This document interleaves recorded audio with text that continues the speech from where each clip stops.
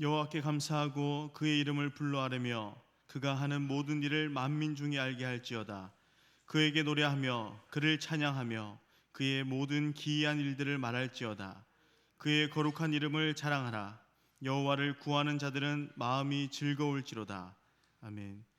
어제나 오늘이나 영원토록 변함없는 사랑으로 우리를 돌보시는 하나님, 한 주간을 사는 동안 우리와 동행하시고 선하고 의로운 길로 인도하시고 거룩한 주일에는 기쁨과 평안 중에 성전에 나와 예배드리게 하시니 감사드립니다.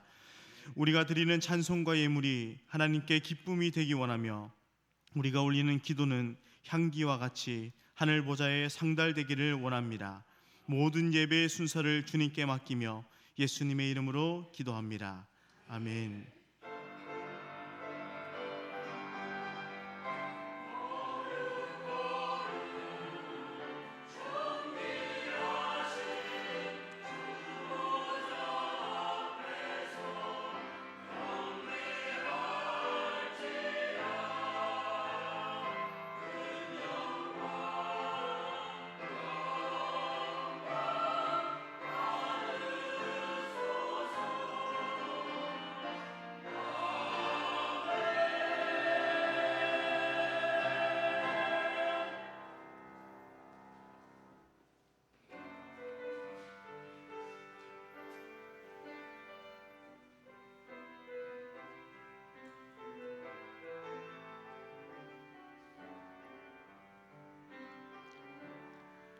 오늘 이곳에 계신 성령님, 우리에게 말씀하시고 우릴 가르치소서.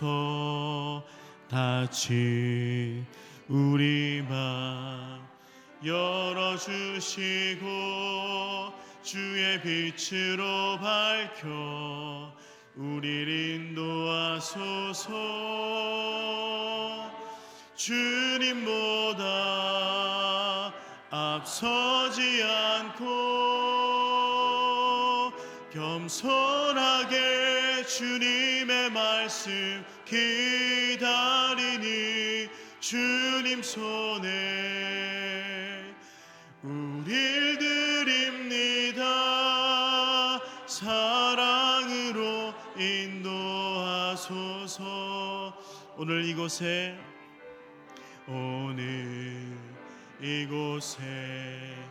계신 성령님, 우리에게 말씀하시고 우릴 가르치소서.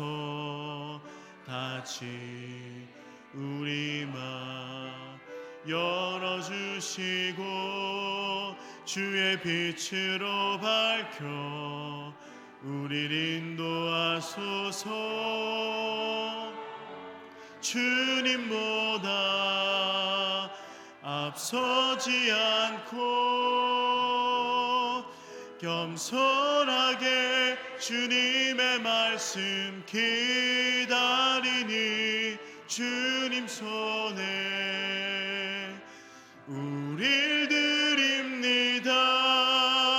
사랑으로 인도하.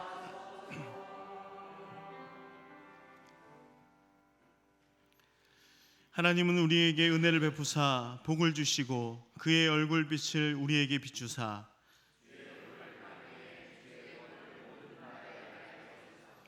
하나님이여 민족들이 주를 찬송하게 하시며 온 백성은 기쁘고 즐겁게 노래할지니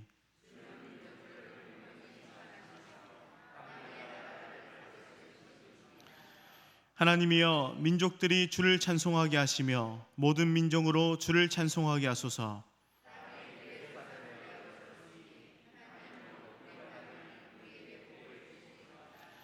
하나님이 우리에게 복을 주시리니 땅의 모든 끝이 하나님을 경외하리로다. 아멘. 우리의 죄들을 침묵 가운데 하나님께 고백합니다.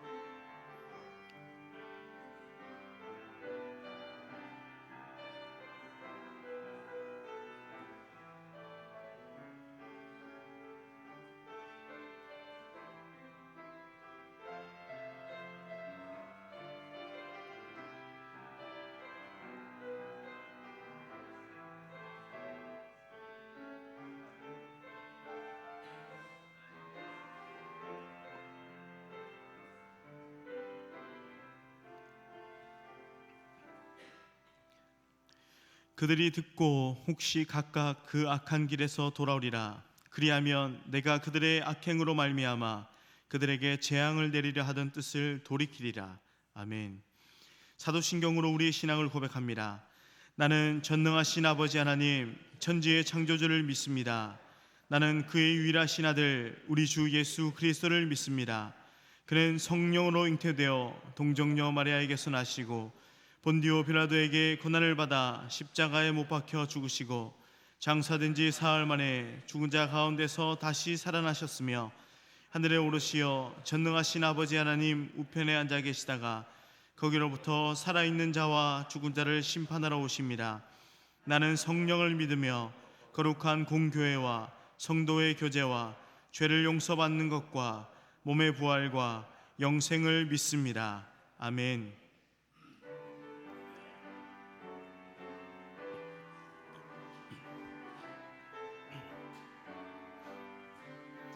주 없이 살 수 없네 죄인의 구주여, 그 귀한 보배 피로 날 구속하소서.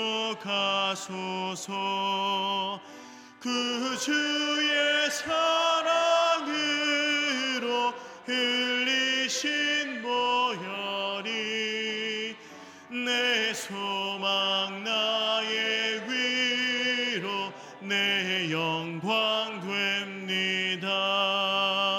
주 없이 살 수 없네 나 혼자 못 서리. 힘없고 부족하며 지혜도 없도다. 내 주는 나의 생명 또 나의 힘이라. 주님을 의지하여 지혜를 얻으리. 주 없이 살 수 없네 내 주는 아신다. 내 영의 기쁜 간구 마음의 소원을 주밖에 나의 마음 뉘 알아주리요. 내 마음 위로하사 평온케 하시네. 주 없이 살 수 없네 세월이 흐르고 이 깊은 고독 속에 내 생명 끝나도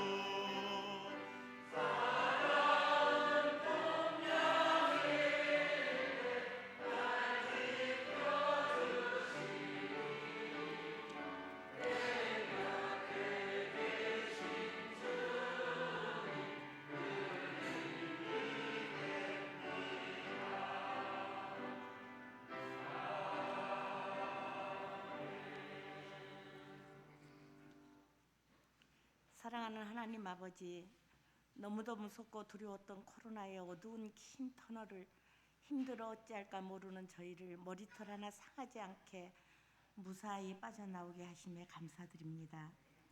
이 고난 중에 절제하고 인내하며 더 간절히 하나님을 사랑하고 교회를 사랑하며 약한 자를 돌아보게 하시고 다시 한번 우리의 삶의 발자취를 더듬어 회개하고 주님의 뜻이 아닌 가지도 서지도 않겠다고 회개하고 결심할 수 있는 은혜 주심도 또한 감사드립니다. 우리 모두가 코로나19로 인해 성전에서 공적 예배를 드리지 못해 기도와 찬양을 마음껏 하지 못하고 말씀을 듣지 못해 성전을 그리워하며 성도들을 보고파하니 했는데 이렇게 은혜를 주사 3개월의 침묵을 깨고 예배드리게 하심을 참으로 감사합니다. 이 모든 어려움이 그 누구의 책임도 아닌 하나님의 자녀인 우리 모두가 하나님의 음성을 듣지 못해 아버지의 마음을 아프게 한 우리의 잘못임을 깨닫고 다시 한번 회개하며 돌이켜 주님의 마음을 알기 위해 노력하는 모두가 되게 해 주옵소서. 곤지암 교회를 사랑하신 주님, 사랑하는 성도들의 삶을 축복해 주시고 어렵고 힘들어 지쳐 쓰러져가는 형제들을 붙잡아 주시며 고난 중에 주님을 만나는 축복도 허락해 주옵소서. 아버지, 교육관 건축을 차질 없이 진행되게 하시며 감사드립니다. 성도들의 정성 어린 헌금으로 이루어진 것이오니 마무리까지 아름답게 안공되어 하나님께 영광 돌리게 하옵소서. 교회 역사 편찬도 주님이 함께 하셔 잘 끝맺을 수 있는 은혜를 주옵소서.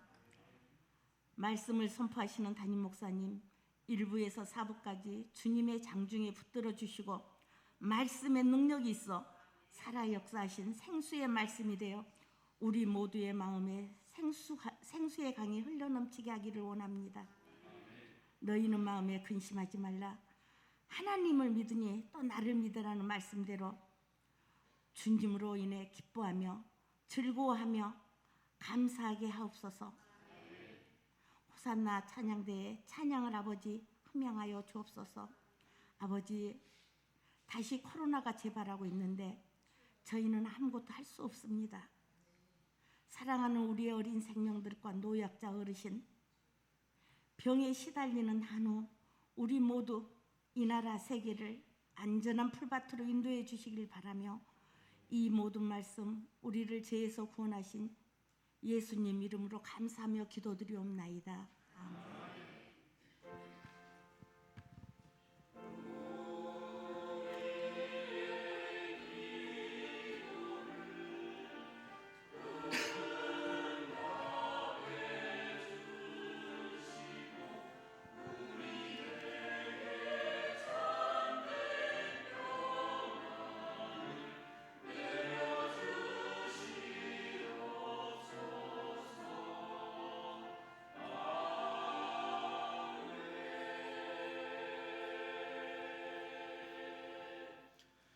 오늘 주신 말씀은 신명기 10장 12절에서 19절의 말씀입니다. 구약 277면입니다. 하나님의 말씀을 봉독할 때 하나님의 음성을 들으시기 바랍니다. 이스라엘아, 내 하나님 여호와께서 내게 요구하시는 것이 무엇이냐? 곧 내 하나님 여호와를 경외하여 그의 모든 도를 행하고 그를 사랑하며 마음을 다하고 뜻을 다하여 내 하나님 여호와를 섬기고 내가 오늘 내 행복을 위하여 내게 명하는 여호와의 명령과 규례를 지킬 것이 아니냐. 하늘과 모든 하늘의 하늘과 땅과 그 위의 만물은 본래 내 하나님 여호와께 속한 것이로되 여호와께서 오직 내 조상들을 기뻐하시고 그들을 사랑하사 그들의 후손인 너희를 만민 중에서 택하셨음이 오늘과 같으리라. 그러므로 너희는 마음에 할 일을 행하고 다시는 목을 곧게 하지 말라. 너희의 하나님 여호와는 신 가운데 신이시며 주 가운데 주시요 크고 능하시며 두려우신 하나님이시라. 사람을 외모로 보지 아니하시며 뇌물을 받지 아니하시고 고아와 과부를 위하여 정의를 행하시며 나그네를 사랑하여 그에게 떡과 옷을 주시나니 너희는 나그네를 사랑하라. 전에 너희도 애굽 땅에서 나그네 되었음이니라. 아멘.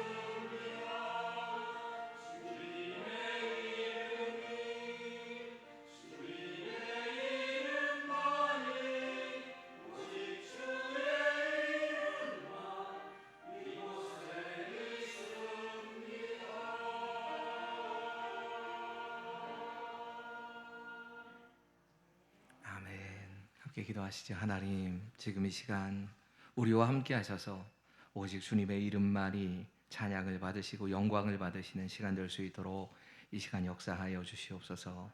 성령께서 우리의 생각도 감정도 뜻도 다스려 주시기를 구하며 예수님의 이름으로 감사하며 기도하옵나이다. 아멘. 언젠가 한 신문에 이런 제목의 기사가 실렸던 일이 있습니다. 당신은 현실에 만족하는가? 우리나라 20대부터 80대의 평범한 시민들을 대상으로 해서 18명에게만 심층 취재를 한 겁니다. 현실에 만족하는지 불만스러운지, 현실에 대해서 불만스럽다면 불만스러운 이유가 뭔지 이걸 좀 자세하게 묻는 조사였습니다. 현실에 만족한다라고 대답한 사람은 4명밖에 없었습니다. 18명 가운데 4명만이 현실에 만족한다는 답을 했고, 나머지 14명의 사람들은 현실이 불만족스럽지만 그래도 만족하며 살려고 한다는 것부터 시작해서 내 현실이 너무 싫다는 대답까지 아주 다양한 대답이 나왔다고 합니다. 당시에 이 기사의 내용 가운데 한 부분을 좀 소개해드리고 싶습니다. 이렇게 소개하고 있습니다. 일부는 심지가 거의 타들어간 다이너마이트처럼 곧 폭발할 듯한 모습이었다. 한 분노 치료사는 과거에도 화를 참지 못해 병원을 찾는 환자들이 있었지만 최근 몇 년 사이에 이런 환자의 수가 급증하고 증세도 다양해졌다고 말했다. 한국 사회, 한국의 사람들은 지금 분노하고 있다. 이 기사의 굵은 글씨로 제목이 이런 제목이었습니다. 나의 삶은 불행하다 18명 중 14명, 코로나는 분노한다 14명 중 10명. 여러분 생각을 해봐야 합니다. 왜 우리가 행복하다고 생각하지 못하고 살까? 저는 그것이 우리가 행복에 대한 생각 자체가 잘못됐기 때문이라고 생각을 합니다. 그 비슷한 시기에 이 포털 사이트인 다음이라고 하는 곳에 한 카페지기가 당신은 행복이 무엇이라고 생각하십니까? 라는 질문을 이 사이트에 있는 사람들에게 이렇게 물어봤습니다. 그 가운데 가장 많은 사람들의 공감을 얻은 댓글은 이것이었습니다. 행복이란 만족감과 그로 인한 즐거움이다. 행복이라고 하는 게 만족하는 것, 내가 원하는 어떤 일이 이루어졌을 때 만족하는 그 만족감, 그리고 그것 때문에 즐거워하는 것, 이게 행복이라고 대부분의 사람들이 그렇게 공감을 했다는 겁니다. 아, 이게 행복의 정의다. 여러분, 일정 부분은 맞습니다. 우리가 오랫동안 성취하지 못했던 어떤 일을 이루어낼 때 우리는 행복해합니다. 대학에 들어가거나 직장에 취업하거나 결혼을 한다거나 부자가 되는 것, 승진을 하는 것, 이런 것이 우리에게 주는 만족감이 분명히 있습니다. 이 만족감에 대해서 우리가 무시할 수 없습니다. 그런데 반대로 생각해 보면 이게 진짜 행복일까 하는 생각이 듭니다. 여러분, 이 정의대로라면 우리가 어떤 것을 정말 원하는데, 욕구가 있는데 이 정말 원하는 것이 이루어지지 않으면 불행하다는 말입니다.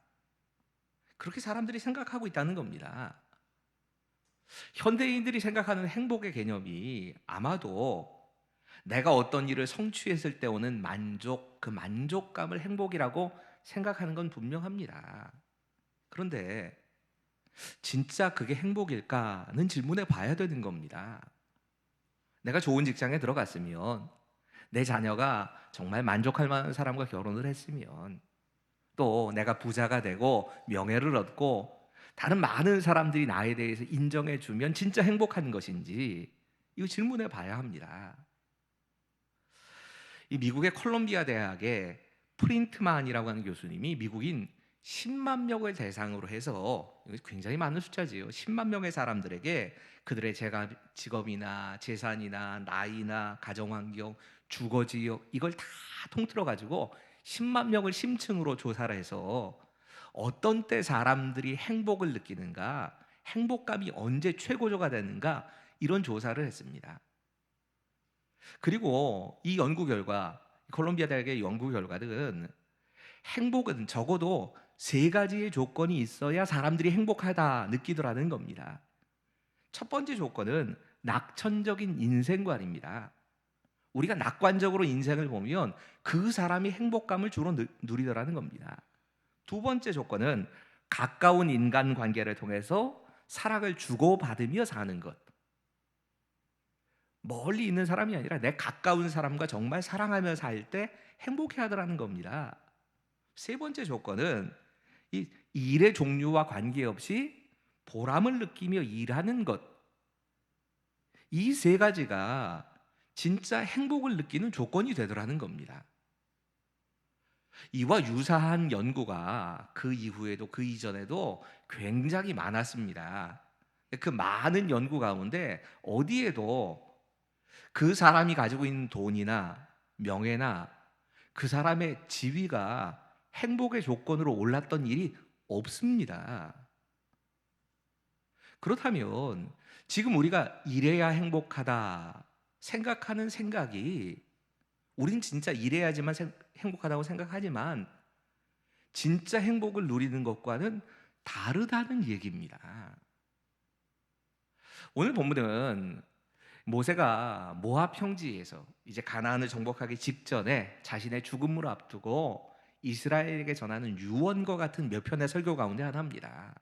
그리고 오늘 모세는 우리가 어떻게 해야 행복할 수 있는가, 행복한 인생이 되기 위해서 우리는 어떤 삶을 살아야 하는가, 이것을 말씀하고 있습니다. 오늘 보면 13절 함께 읽지요. 시작. 내가 오늘날 내 행복을 위하여 내게 명하는 여호와의 명령과 규례를 지킬 것이 아니냐. 여러분, 우리는 하나님과의 관계에 있어서 끊임없이 하나님께 무언가를 달라고 합니다. 그렇게 보채고 삽니다. 우리의 기도의 내용을 가만히 살펴보면 주시옵소서, 이게 거의 90%일 겁니다. 이 말은 하나님께 내가 주시옵소서 하는 것이 해결만 되면 그러면 나는 행복할 것 같다, 이런 생각을 갖고 있는 겁니다. 그 문제만 해결되면 나는 행복하고 나는 얼마든지 문제없이 살 수 있다, 이렇게 생각하는 겁니다. 그런데 성경은 그래서는 행복해질 수 없다고 말씀하는 겁니다. 여러분, 행복은 하나님으로부터 옵니다. 하나님은 우리를 행복하게 해주시길 원하시는 겁니다. 하나님께서 우리에게 이렇게 해라 저렇게 해라 명령하실 때가 있습니다. 근데 이것이 결국 우리의 행복을 위해서 하시는 말씀이라는 겁니다. 부모가 자녀에게 너 이거 해라 저거 해라 이야기할 때가 있습니다. 때로는 이 말이 잔소리처럼 들릴지는 모르지만 자녀의 입장에서 사실은 그렇게 하는 것이 자녀를 위해서 좋은 겁니다. 하나님께서 마치 아버지의 마음을 가지고 우리에게 말씀하고 계신 겁니다. 너 이거 해라. 네가 이래야 진짜 행복해져. 오늘 본문에 우리가 정말 행복해지려면 조건을 이렇게 말씀하고 계십니다. 이건 같이 한번 읽어볼까요? 시작. 우리를 택하시고 기뻐하시고 사랑하시는 하나님이 나의 하나님이시라는 사실을 깨달아야 합니다. 오늘 12절은 이렇게 말씀합니다. 이스라엘아, 내 하나님 여호와께서 내게 요구하시는 것이 무엇이냐? 곧 내 하나님 여호와를 경외하며 그의 모든 도를 행하고 그를 사랑하며 마음을 다하고 뜻을 다하여 내 하나님 여호와를 섬기고. 여러분, 여기 이스라엘아라는 자리에 자기 이름을 넣어서 이 말씀 읽으면 딱 맞는 겁니다. 한번 자기 이름 넣어서 이 말씀을 읽어볼까요? 자, 같이 읽어보죠. 시작.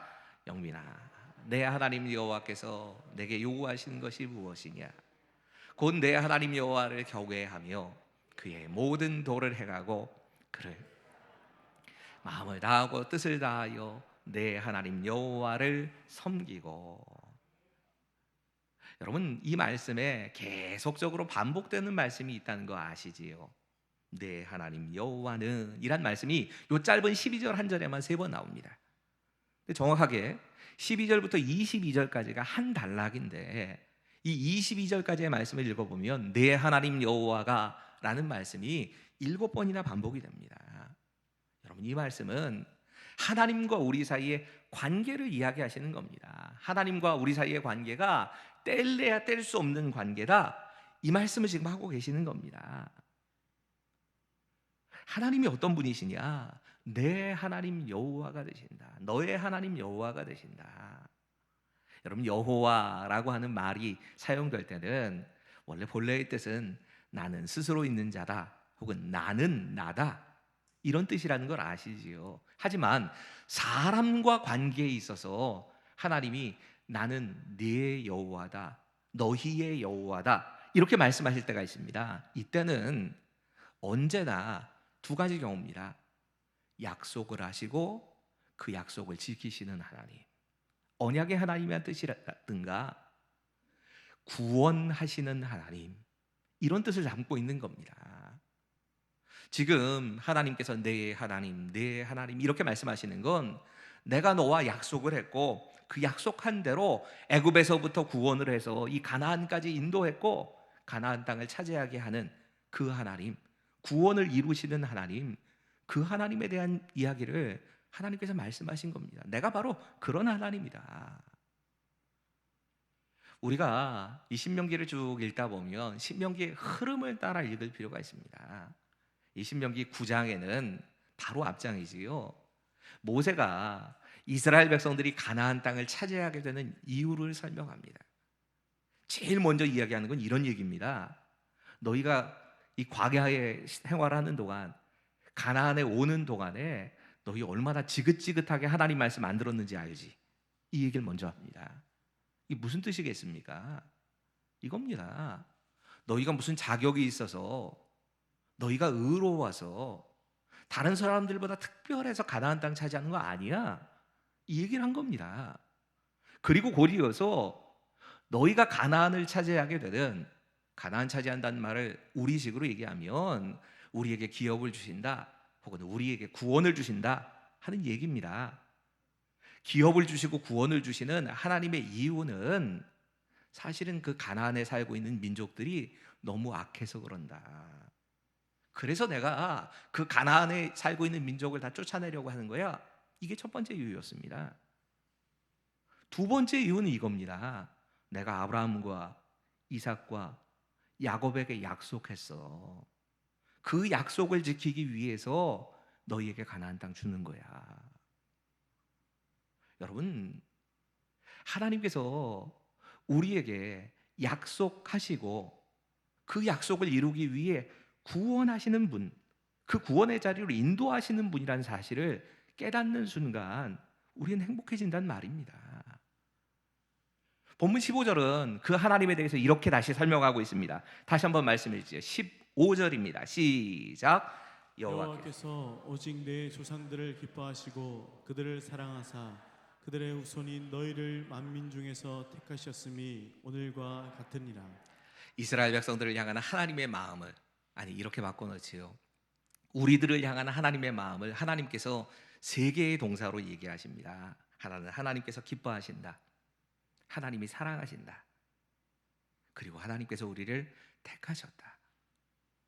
여러분, 그 하나님께서 우리를 선택하신 이유가 우리를 사랑하셨기 때문이고 우리를 기뻐하셨기 때문에 우리를 지금 이 자리까지 인도하셨다는 겁니다. 우리에게 자격이 있어서가 아니고 하나님께서 약속하신 것을 지키시기 위해서 그 약속하신 대로 우리를 구원의 자리로 이끌어 오셨고, 그 하나님이 지금 우리를 기뻐하고 계시고 우리를 사랑하고 계시고 우리를 선택해 주셨다는 겁니다. 이 하나님을 만날 때, 이 하나님의 사랑을 우리가 알 때 우리는 비로소 진짜 행복을 만나게 됩니다. 오늘 본문이 이야기하고 있는 두 번째 메시지는 이것입니다. 같이 읽지요. 시작. 행복한 인생이 되기 위해 우리는 하나님을 사랑해야 합니다. 12절과 13절 말씀인데 이건 같이 읽겠습니다. 12절과 13절의 말씀을 같이 한 번 더 읽지요. 시작. 이스라엘아, 내 하나님 여호와께서 내게 요구하시는 것이 무엇이냐? 곧 내 하나님 여호와를 경외하며 그의 모든 도를 행하고 그를 사랑하며 마음을 다하고 뜻을 다하여 내 하나님 여호와를 섬기고 내가 오늘 내 행복을 위하여 내게 명하는 여호와의 명령과 규례를 지킬 것이 아니냐. 아멘. 하나님께서 우리에게 요구하시는 것이 있다고 말씀합니다. 여러분, 이건 하나님과 우리의 관계가 전제가 되는 겁니다. 하나님과 우리가 아무런 관계가 아니라면 이런 말씀을 하실 필요도 없고 이런 말씀 하신다고 우리가 들을 필요도 없습니다. 근데 하나님께서 그 이전에 이미 약속하시고 우리를 구원의 자리까지 인도하셨던 그 하나님께서 말씀하시는 겁니다. 우리 때문에 기뻐하시고 우리를 사랑하시고 우리를 선택하신 하나님께서 지금 그 백성들을 향해서 그러면 너희는 이렇게 살아야 돼 라고 말씀하시는 겁니다. 당연한 겁니다. 여러분, 사랑은 일방적이지 않습니다. 사랑은 언제나 서로가 서로를 향하여서 사랑의 관계를 이루어가는 겁니다. 상호 간의 관계입니다. 이런 관계가 당연히 이루어지는 게 당연한 겁니다. 하나님께서 우리를 사랑하시면 우리도 그 하나님의 사랑에 응답하는 게 당연한 겁니다. 이게 사랑의 온전한 관계입니다. 제가 종종 이 사랑에 대해서 이야기할 때마다 너무 자주 이야기를 해서 이 말씀은 그냥 머릿속에 남아 계실 겁니다.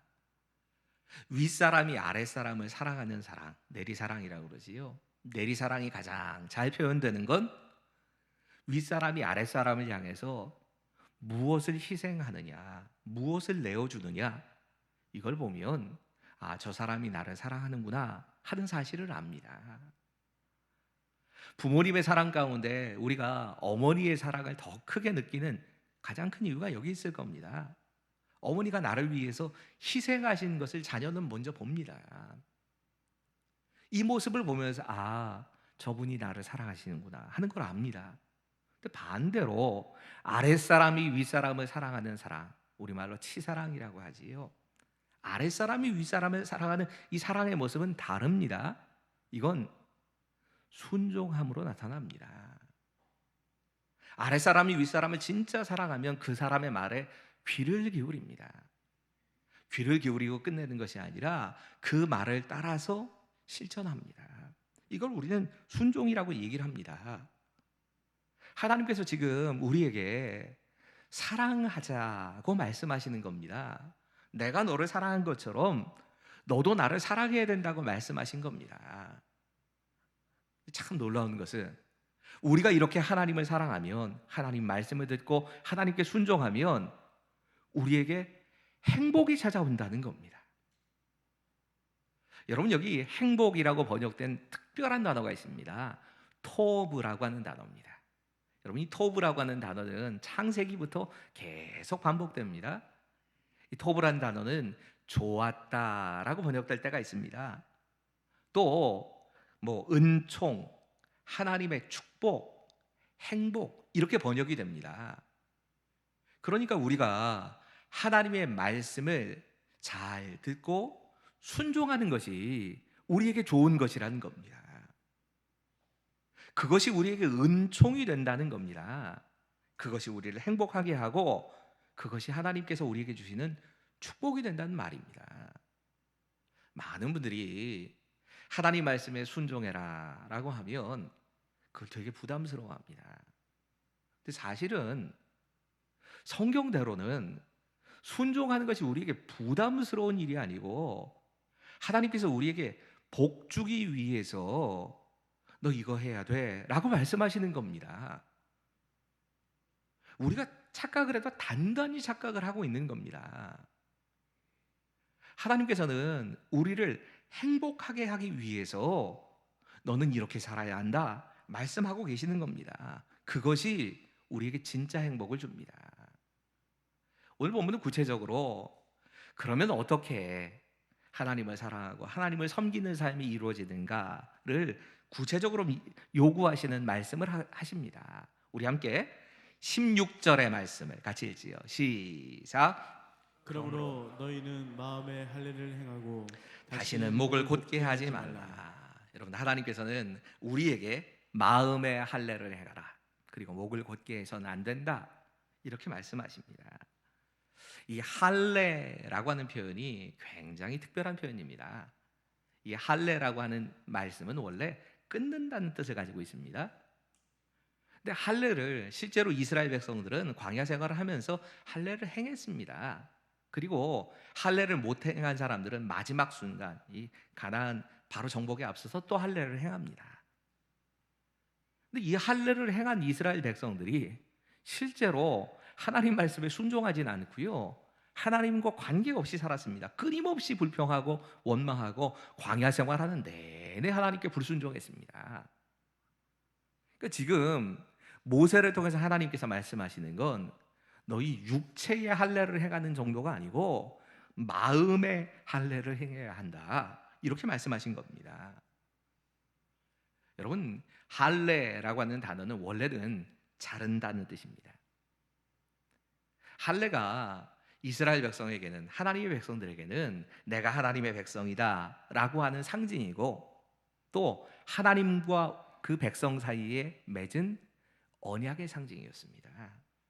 변하지 않는 하나님과의 약속, 하나님과 인격적인 약속, 그 언약의 가장 큰 상징이 할례였던 겁니다. 그래서 이 할례 때문에 성경에 특이한 표현들이 나옵니다. 언약을 자른다. 여러분, 이 언약을 자른다라고 하는 원어는 카라트 베리트라고 쓰는데, 이런 표현이 자주 나옵니다. 이게 무슨 소리야? 언약을 자른다니. 여러분, 이 할례를 통해서 하나님과의 언약은 자신의 어떤 부분, 자신의 인체의 어떤 부분을 잘라서 죽인다 라는 의미를 가지고 있습니다. 하나님께서 이 말씀을 하시는 이유는, 여러분, 이 하나님과 언약을 맺는 방법이 여러 가지가 있을 수 있었습니다. 성경에 보면, 그리고 고대 근동사회에서 언약을 맺는 방법이 참 다양하게 있었습니다. 근데 그 다양한 방법 가운데 굳이 하나님께서 신체의 일부분, 생식기의 끝부분을 잘라내는 것으로 이게 내 백성이다 하는 것을 상징으로 가지게 하시는 데는 이유가 있습니다.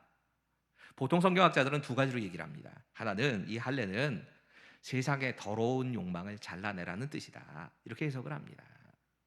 하나님의 백성이라고 하지만 여전히 우리 안에는 욕심이 있고, 또 더러운 욕심들이 우리 안에 있습니다. 이것을 하나님의 백성이라면 자르고 살아야 된다. 또 다른 성경학자들은 이렇게도 얘기합니다. 아무리 세상이 유혹을 해와도 하나님 버리지 말고 하나님이 주시는 것으로 만족하고 살아라. 이게 할례를 행하라는 의미다, 이렇게 해석을 합니다. 두 가지 다 맞는 얘기라고 생각합니다. 하지만 그보다 더 중요한 의미가, 저는 할례에는 죽음이 깔려 있다고 생각합니다. 할례는 인체의 일부분을 잘라내면서 이제는 다시는, 이미 나는 죽은 사람이니까 하나님의 백성답지 않은 옛사람의 모습은 이제 잘라내고 살겠다, 이런 의미일 겁니다. 이 할례가 죽음이라고 얘기를 하면 우리에게는 이것이 포기하는 것으로 나타납니다. 티게르라고 하는 이 성경학자가 계시는데, 이분이 할례를 정의하면서 좀 특이하게 정의합니다. 이렇게 말합니다. 너희의 마음의 가죽이란 하나님의 가르침에 나아갈 수 없게 만드는 마음을 덮고 있는 덮개를 가리시는 것이다. 우리 마음속에 가죽이 있는데 그 가죽을 잘라내라고 하시는 것은 하나님을 경외하고 하나님의 도를 행하고 하나님이 살아가는데 가로막고 있는 우리 마음속에, 우리의 생각 속에, 우리의 뜻 속에 있는 그 무엇이라는 겁니다. 그것이 우리에게 편견이 될 수도 있고, 이런 것이 하나님 기뻐하신 일이겠지, 이런 것이 이렇게 하면 하나님 좋아하실 거야 라고 생각하는 자기의 생각, 자신의 감정, 자신의 뜻, 이것을 잘라내라고 하시는 겁니다.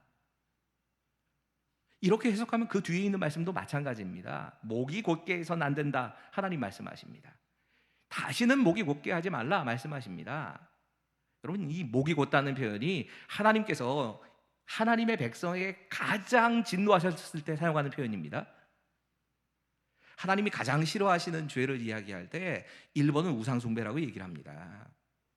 그런데 하나님의 백성이 된 후에 우상숭배와 같은 범죄가 목이 곧은 것, 여러분, 목이 곧다는 얘기는 딱딱하게 한다는 뜻입니다. 목이 딱딱해져 고개를 숙이고 겸손하고 순종하는 그런 모습이 아니라 자기 주장을 내세우고 자신의 생각, 자신의 뜻을, 자신의 감정을 앞세우면서 살아가는 것, 이건 절대로 해서는 안 된다고 말씀하신 겁니다. 여러분, 이 하지 말라고 하는 이 말씀의 원어의 의미는요, 한 번 하지 않고 끝나는 게 아닙니다. 이건 처음부터 끝까지 지속적으로 금지하는 말씀입니다. 네가 하나님의 백성이라면 절대로 목이 곧아져서는 안 된다라고 강력하게 하나님이 말씀하신 겁니다. 이 코로나19라고 하는 일 때문에 교회가 사실상 멈춰지다 보니까 이 담임 목사가 교회에 관심을 가지고 어디다 관심을 갖겠습니까? 제일 관심이 자꾸 건축이 되어져 가는 것에 자꾸 관심이 가져지더라고요. 당연한 겁니다. 그리고 그렇게 가지는 게 맞는 겁니다. 하루에도 한 번, 두 번 정도는 꼭 이 건축 현장을 이제 계단이 놓여서 오르락내리락 할 수 있게 되는 그 후서부터는 늘 왔다 갔다 합니다. 물론 기도하는 마음으로 왔다 갔다도 하지만 또 한편으로 이렇게 지어져 가는 모습을 보면 여기 이런 모습이면 좋겠다, 저런 그렇게 됐으면 좋겠다 하는 마음이 계속 듭니다. 또 건축이 지금 진행되는 게 관심이 있다 보니까 교회 건축에 대해서 관심을 갖고 책도 읽고 다른 교회는 어떻게 했는지도 보고 이 건물 하나 지으면서 꽤 전문가가 되겠던데요. 그렇게 되어 갑니다. 근데 그러다 보니까 제 안에 문제가 생겼습니다. 이렇게 하고 싶다는 마음이 너무 강해진 겁니다. 여러분, 목사가 건물을 지을 때 목회의 방향과 맞춰서 건물을 짓는 건 맞는 겁니다. 틀린 거 아닙니다. 그래서 많은 목사님들이 이 건축을 할 때 대부분 하나부터 열까지를 다 목사님이 결정해 버립니다. 그게 대부분 그렇게 합니다. 또 그걸 잘못했다고 말씀하실 것도 아닙니다. 그런데 저한테는 어떤 위기감이 생겼냐면, 그러면 제가 목회하면서 하나님께서 계속 품게 하시는 마음이 절대로 이렇게 목회하면 안 된다 하시는 하나님께서 주신 모토가 하나님이 주신 교회, 하나님이 주인 되시게 하시라, 하나님 아닌 다른 누구도 주인 되면 안 된다라고 하는 게 제게 주시는 하나님의 마음인데, 이거 내가 이렇게 하고 싶다 저렇게 하고 싶다 하는 마음이 또 그대로 되어버리면 이건 내가 하나님 대신에 주인 노릇하는 게 아닌가 하는 생각이 든 겁니다. 여러분, 마찬가지입니다. 한 사람만이 아닙니다. 조직이 그럴 때도 있습니다. 우리가 결정하는 대로 모든 게 다 됩니다. 그러면 하나님 자리에 올라간 겁니다. 이걸 늘 두려워해야 합니다. 하나님은 우리에게 마음의 할례를 해가라고 하십니다. 내 뜻대로, 내 생각대로, 내 마음대로 되어야 한다는 이 생각 잘라버리라고 말씀하십니다. 그것 없이는 하나님께서 내 삶의 주인이 아니신 겁니다. 다시 이어지는 말씀은 하나님이 우리가 진짜 행복한 삶을 살기 위해서는 이웃을 돌보고 사랑하라고 말씀하십니다. 우리 함께 18절과 19절의 말씀을 읽지요. 시작. 고아와 과부를 위하여 정의를 행하시며 나그네를 사랑하여 그에게 떡과 옷을 주시나니 너희는 나그네를 사랑하라. 전에 너희도 애굽 땅에서 나그네 되었음이니라. 아멘. 실로암 안과병원을 원장이신 김선태 목사님이 쓰신 책 가운데 행복과 희망의 메시지로 알려져 있는 인생은 아침 태양처럼 이란 책이 있습니다. 참 귀한 책입니다. 이 김 목사님은 6.25 전쟁 중에 원래는 맹인이 아니신데 이 폭격 때문에 중도 실명을 하게 됩니다. 참 인생을 생각해 보면 정말 기구하다고밖에 말을 못 하겠더라고요. 그 중도 실명을 하기 며칠 전에 폭격으로 자신의 아버지 어머니가 동시에 돌아가셨습니다. 그리고 그 며칠이 지나지 않아서 이 시력을 잃어버린 겁니다. 고아에다가 시각 장애인이 되어버렸으니 6.25 전쟁 와중에 보통 힘든 게 아니겠지요.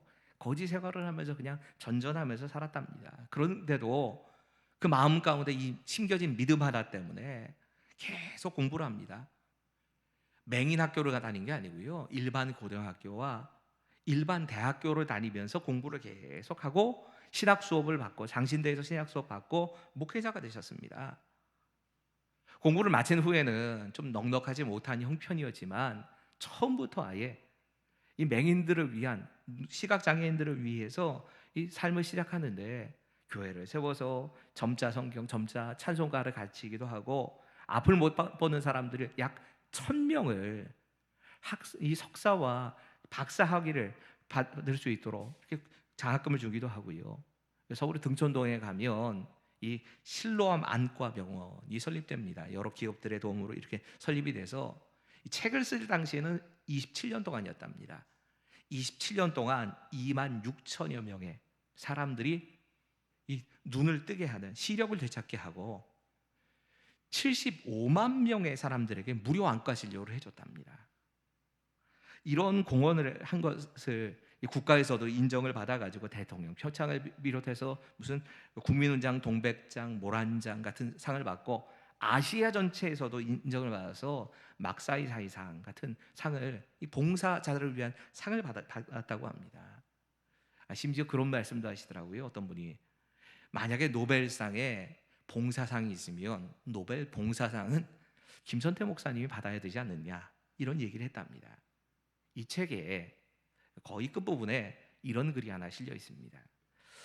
나는 주님의 부르심을 받고 이 세상을 떠날 때 나의 비문에 자신의 절망을 믿음으로 이기고 타인에게도 희망을 주며 살아오는 사람이라고 자그맣게 기록될 수 있기를 바란다.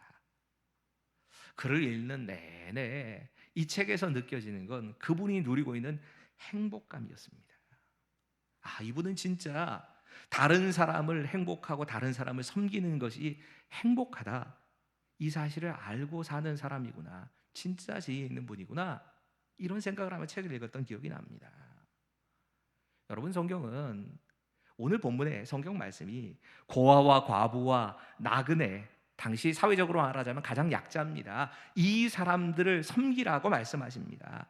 그 이유는 하나님이 그들을 사랑하시기 때문입니다. 여러분, 우리가 이웃을 섬기고 사랑하는 건 하나님이 우리에게 그렇게 하셨기 때문입니다. 하나님의 관심이 그 사회적인 약자들에게 있기 때문에 우리도 그렇게 섬기고 봉사하라고 말씀하시는 겁니다. 특별히 모세가 나그네들을 그렇게 사랑해야 된다고 말씀합니다. 섬겨야 된다고 말씀합니다. 이 나그네란 단어가 상상에 초월한 단어입니다. 이 나그네란 표현은 이방인이란 뜻입니다. 이스라엘 백성들은 나그네를 무시했습니다. 이방인들하고 상종도 하지 않았습니다.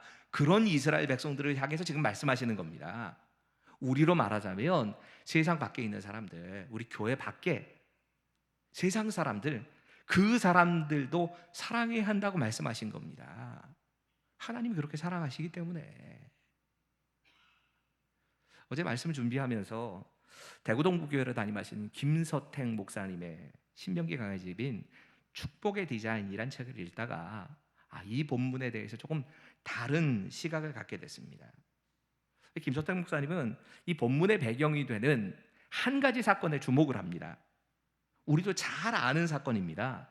십계명의 돌판이 깨진 사건입니다. 10장 1절은 이렇게 시작이 됩니다. 같이 한번 읽어볼까요? 시작. 그때 여호와께서 내게 이르시기를 너는 처음과 같은 두 돌판을 다듬어 가지고 산에 올라 내게로 나오고 또 나무괴 하나를 만들라. 여러분, 이게 어떤 상황인지 우리 잘 압니다. 모세가 시내산에 올라가서 하나님과 대화하면서 하나님께서 이스라엘 백성들에게 꼭 지켜야 한다 말씀하신 십계명을 돌판으로 받아가지고 내려오게 됩니다. 이거 하나님 나라의 헌법과 같은 아주 중요한 말씀을 붙잡고 내려오는 겁니다. 근데 그 아래에서 기가 막힌 일이 벌어진 겁니다. 모세가 눈앞에 보이지 않는 40일 동안에 이스라엘 백성들이 불안해진 겁니다.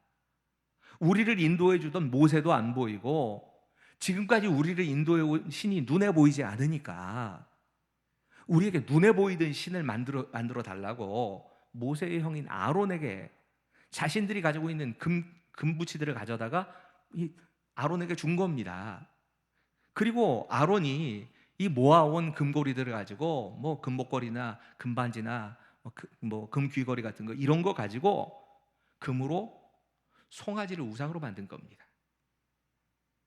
금송아지 우상을 만들어 놓고 그들이 이렇게 얘기합니다. 이것이 우리를 애굽으로부터 인도해낸 하나님이다. 금송아지가 곧 하나님이다. 이러고 그 앞에서 제사를 드리면서 축제를 벌이고 뛰어놀기 시작합니다. 모세가 십계명의 돌판을 들고 내려오다가 이 장면을 본 겁니다. 사실 하나님께서 먼저 말씀하셔서 지금 기가 막힌 일이 벌어지고 있다 알고 내려왔습니다. 근데 이 사실을 보고 분노해 버렸습니다. 분노가 폭발해서 하나님이 자신에게 주신 이 십계명의 돌판을 이 우상인 금송아지를 향해서 던져버린 겁니다. 십계명의 돌판도 깨지고 금송아지도 깨졌습니다. 그리고 나서 하나님께서 진노하시고 이 이스라엘 백성들을 완전히 멸해버리겠다 하시는 걸 그 하나님의 마음에 뭐 기도하면서 겨우 하나님께 말씀드리고 나서 그리고 나서 이제 하나님께서 다시 말씀하시는 겁니다. 야, 그 십계명 다시 적어줄 테니까 네가 네 손으로 돌로 깎아서 십계명의 돌판 가지고 올라와. 내가 적어줄 돌판 가지고 올라와. 이 김수태 목사님 참 희한하게 해석을 하시더라고요. 하나님께서 그냥 똑같이 이 십계명의 돌판을 본인이 하나님께서 잘라주시고 그 위에다 새겨주셔도 되는데 왜 굳이 뭐 하나님이 뭐가 부족해서 그러셨겠습니까? 굳이 십계명의 돌판을 네가 깎아서 이 십계명의 돌판을 가지고 시내산까지 올라왔다가 다시 새겨주면 그 십계명 돌판 가지고 가라 이렇게 말씀하셨냐는 겁니다. 이렇게 해석을 합니다. 만일 두 번째도 처음과 똑같이 하나님께서 두 돌판을 만들어서 십계명을 주셨다면 이스라엘 백성들은 자칫 잘못하면 자신들에게 아무 일도 없었던 것처럼 생각하기 쉽습니다. 처음과 똑같은 돌판을 자신들이 갖고 있기 때문입니다. 그리고 이스라엘 백성들은 아무 일도 없었다는 듯이 뻔뻔스럽게 행동할 수 있을 겁니다. 마치 어떤 사람이 큰 죄를 지었습니다. 그리고 용서를 받았는데 용서받은 후에 완전히 새까맣게 까먹고는 전혀 자신이 죄를 짓지 않은 사람인 것처럼 그렇게 생각하면서 살아가는 것, 그런 모습이 될 수 있다는 겁니다. 여러분, 죄를 용서받은 것과 죄를 아예 짓지 않은 건 다른 겁니다. 죄를 용서받았다면 우리는 더 겸손하게, 더 감사하는 마음으로 그렇게 살아내야 되는 겁니다. 그래서 하나님께서 두 번째 돌판, 이 돌판은 네가 깎아 가지고 시내산까지 가지고 와라 차별하시는 겁니다. 이 말씀의 흐름 가운데 지금 이 말씀이 있는 겁니다. 이스라엘 백성이 금송아지를 우상으로 만들어낸 죄나 그 모습을 보고 하나님께서 정말 귀하게 주신 이 십계명의 돌판을 던져서 깨트려버린 모세의 죄나 신앙적으로 따지고 보면 다시 돌이킬 수 없는 죄입니다. 이거 주워 담을 수 없는 죄입니다. 그런 이스라엘 백성을 마치 아무런 문제도 없고 아무런 이상도 없었던 것처럼 하나님께서 회복해 주셔서 지금 이 자리, 가나안을 차지하는 자리까지 데려다 놓으신 겁니다. 그 하나님께서 이스라엘 백성들에게 말씀하시는 겁니다. 넌 나를 사랑하고 나와 사랑의 교제를 나누자. 여러분, 우리의 진짜 행복의 길은 하나님께 있습니다. 내가 무엇을 가지기 때문에, 무엇을 이루었기 때문에 행복한 게 아닙니다. 나를 기뻐하시고 사랑하시고 택하신 하나님, 우리와 언약을 맺으시고 그리고 결국은 우리를 구원으로 인도하시는 그 하나님, 그 하나님을 알고 하나님과 사랑하며 사는데 우리의 진짜 행복이 있는 겁니다. 하나님께서 우리에게 우리의 마음의 할례를 행하라고 하십니다.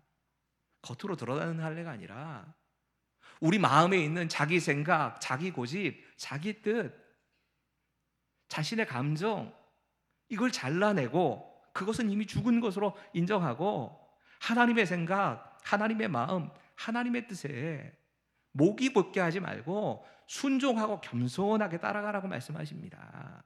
하나님이 그러셨던 것처럼 우리도 우리 이웃들을 사랑하라고 말씀하십니다. 이것이 스승의 주일이고 청년 주일인 오늘 하나님께서 우리에게 주시는 하나님의 말씀입니다. 기도하겠습니다. 하나님, 우리가 무엇을 따라 살아야 행복한가를 이 말씀을 통해 알려주심에 감사합니다. 하나님, 진짜 행복이 하나님과 살아가며 사는 데 있다는 것을 알게 하시고 우리를 기뻐하시고 사랑하시고 택하시고 구원의 자리까지 그 약속을 지키기 위해 구원으로 인도하신 그 하나님, 그 하나님과 사랑의 교제를 나누며 하나님이 기뻐하시는 모습으로 서 있는 우리 모두가 되게 하여 주시옵소서. 그렇게 우리의 삶을 인도하여 주실 것을 믿으며 예수님의 이름으로 감사하며 기도하옵나이다. 아멘. 나의 생명 드리니 주여 받아주셔서 세상 살아갈 동안 찬송하게 하소서. 나의 보아 드리니 주여 받아주셔서 하늘나라 위하여 주 뜻대로 쓰소서.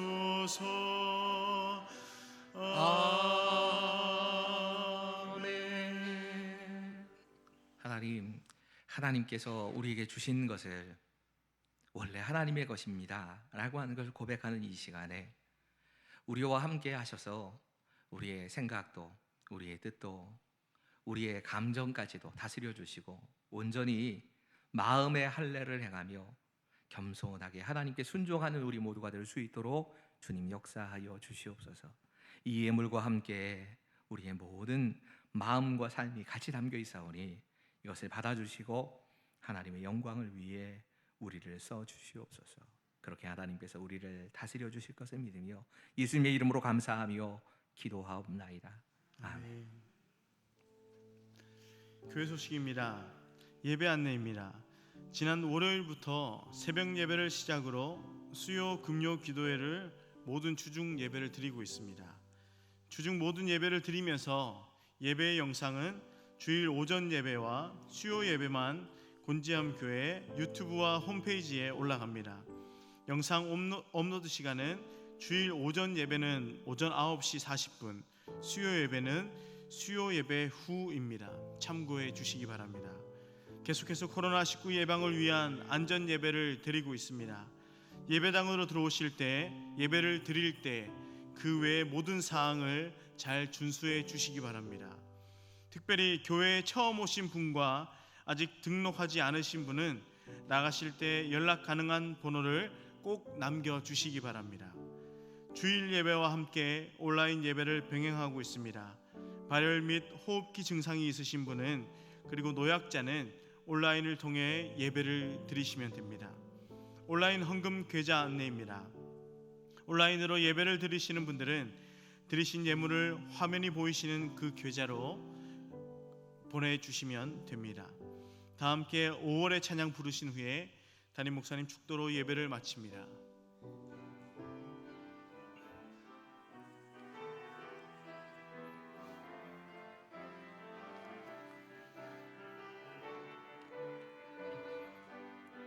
박수 치면서 찬양하실까요? 보라새 일을 행하시리니 이제 곧 나타내리라. 주를 위하여 지으신 백성 주의 찬송 부르게 되리. 광야의 물 솟아나리라. 사막의 꽃 피어나리. 이전 일들을 너희는 기억지 말며 옛적 일들을 생각지도 말라. 보라 새 일을 행하시리니 이제 곧 나타내리라. 주님을 위하여 지으신 백성들이 주를 위하여 지으신 백성 주의 찬송 부르게 되리. 광야의 물이 솟아나리라. 광야의 물 솟아나리라. 사막의 꽃 피어나리. 이전 일들을 너희는 기억지 말며 옛적 일들을 생각지도 말라. 보라 새 일을 행하시리니 이제 곧 나타내리라. 주를 위하여 지으신 백성 주의 찬송 부르게 되리. 기도하겠습니다. 이제는 우리 주 예수 그리스도의 은혜와 하나님의 사랑하심과 성령의 감화 감동 역사 교통하심이 지금 이 자리에 함께 머리를 숙인 우리 모두의 삶과 가정 가운데 코로나19라고 하는 전염병을 만나서 몸의 허약함 때문에 또 여러 가지 다양한 이유 때문에 이 예배의 자리에 함께하지 못하고 온라인을 통하여서 예배하고 있는 그들의 처소와 섬기고 있는 그 모든 자리 가운데도 지금부터 영원까지 함께하시기를 간절히 축원하옵나이다. 아멘.